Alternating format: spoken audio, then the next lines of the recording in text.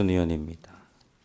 조금 전 우리 김영환 의원의 질의에 대해서 그동안에 매몰되어 있었던 당파에서 벗어났다 이렇게 말씀을 하셨는데 이것이 후보자에 지명되면서부터 벗어난 것이죠? 실은 그렇지는 않습니다. 저기 4월에 탄핵 선고 판결문을 보고 제 생각이 많이 정리가 됐습니다. 그래서 그때부터 이제 사실 당협 활동이나 이런 부분에 상당히 거리를 두고 최소한의 의무만 하고 있었습니다. 이렇게 당파성에서 벗어나려는 시도가 그런 겁니까? 당협위원장직을 유지하면서 최소한의 활동하는 것? 근데 이제 제가 저를 도우면서 또 내년 선거를 준비하는 시구위원들 때문에 또 그분들을 또 안 도와드리기가 좀 어려운 면은 있었습니다. 양쪽 가장 원펜타스 문제 관련해서 묻겠습니다. 어디까지 할까요? 후보자의 장남이 2023년 7월 달에 유학을 마치고 돌아와서 네, 2023년 8월에 대외정책연구원에 취업하지 않습니까? 네, 그래서 그게 연구원이 세종에 있기 때문에 세종에서 거주해야만 했죠. 그래서 장남에게 전셋집을 하나 얻어주지 않았습니까? 네. 그러면 거기에서 사실상 거주하고 출퇴근했던 거잖아요. 그럴 계획이었습니다. 근데 그 계획대로 되지가 않았습니다. 그 세종 아파트에서는 살지 않았어요? 뭐 아예 살지 않았던 건 아니지만 서울을 많이 왔다 갔다 했습니다. 예, 네. 그랬군요. 세탁하고 빨래 이런 걸 혼자 하기가 좀 힘들었다고 합니다. 글쎄 세탁 빨래를 그렇게 매일같이 했나 보죠? 아니, 반포에 올라와서. 그렇지는 않은데 이제 식사도 어렵고 여러 가지 어렵다 보니 네. 그리고 그땐 또 결혼 준비하는 것 때문에 서울에 거의 있었습니다. 네, 많이 오갈 수는 있었겠죠. 네, 네. 근데 이제 세종에 네. 이를테면 어머니가 얻어준 전셋집에 거주하기로 하고 그것에 대한 사용료를 내기로 계약서를 쓰지 않았습니까? 네, 아드님하고. 네. 그러니까 거기 사실상 거주하려고 했던 것이죠. 네, 계획이 예, 그랬습니다. 그러면 당연히 네. 전입 신고를 해야 되는 것 아닙니까? 전입 신고? 근데 왜 아드님이 전입 신고를 하지 않았죠? 글쎄 그거는 저희가 그때 이제 아들은 직장을 좀 옮길 계획이 있었습니다. 서울로 다시. 아까 어떤 의원님이 그 서울에 있는데 입사 신청을 하지 않았냐 하는데 조금 한 달 살아보니까 좀 어려워서 서울로 옮기려고 했습니다. 그래서 전입 신고를 하지 않고 그냥 세종에 있는 직장에 계속 다닌 거군요. 그렇지만 이제 그러니까 서울로 그거는 옮기려는 우리 계획이 있었기 때문에 주민등록법을 그렇습니다. 위반한 거잖아요. 네? 사실상 거주하는 곳에 주민등록을 하라고 하는 것이 우리 주민등록법의 규정이지 않습니까? 근데 의원님 이렇게 말씀드리면 어떨지 예, 뭐 모르겠습니다.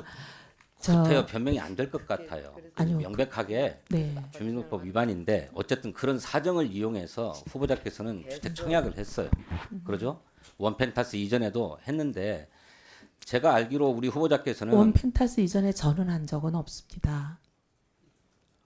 부군께서 하셨나요? 네, 그랬을 네, 겁니다. 그러니까 근데 그 가족들이 살 집을 한 거잖아요. 예. 예, 뭐 그래서 후보자께서는 결혼한 이후로 오랫동안 무주택으로 사시다가 2024년부터 이제 집을 장만하려고 해요.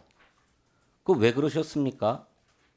그 동안에 집을 사려면 얼마든지 살 수 있는 경제력이 있었잖아요. 그런데 구태여 주택을 사려고 하거나 청약하거나 하지 않다가 2024년에 그렇게 하세요. 왜 그랬어요? 제가 2024년 총선 끝나고 실은 정치에 대해서 이제 많은 생각이 들어서 그때 사실 정치를 접을 마음을 어느 정도 가지고 있었습니다. 총선에 낙선해보고 앞으로 여러 가지 고민을 해봤을 때 그때 이제 제가 정치를 좀 그만둘 생각을 마음에 가지고 있었습니다. 그런데 그 전에 집을 사지 않았던 것은 지역구가 서초였을 때였습니다. 지역구가 서초일 때는 종부세 반대 운동을 지역 구민들의 의견이기 때문에 할 수밖에 없고 그래서 종부세 반대 운동을 시작하면서 2006년에 저희가 상속받았던 종부세 내는 집을 팔고 시작했습니다. 그래서 그 국회의원을 하는 동안에는 종부세 내는 집을 가지지 않겠다는 생각이 있긴 있었습니다. 네, 그러셨군요. 네.